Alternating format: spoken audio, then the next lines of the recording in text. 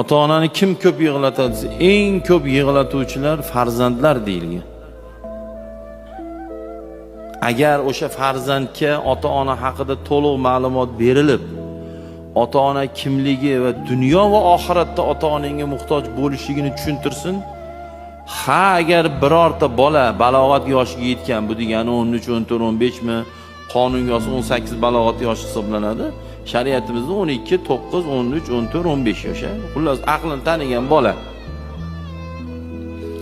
Agar shu ma'lumotni bering, otasi yo'q bo'lsa, uyda onasiga baqiradimi, gap qaytaradimi, xo'mrayadimi, do'q qiladimi?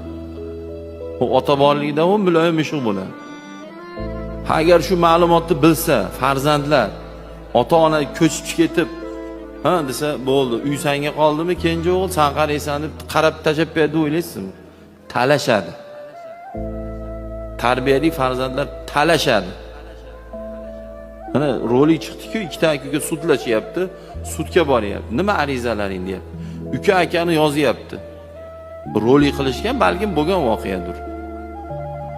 Sudyaga xat taqdim qilyapti, sudya o'qib, karax qatib qolyapti. Nimaga? Tarixda buni ariza olmagan qo'liga. U arizani ma'nosi shuki, arizam ma'nosi shundan iboratki, mazmun mohiyati, men akamni sudga beraman, chunki akam onamni uyimga olib borib qarashimga ruxsat bermayapti. Aka talashyapti, uka ham talashyapti. Tasavvur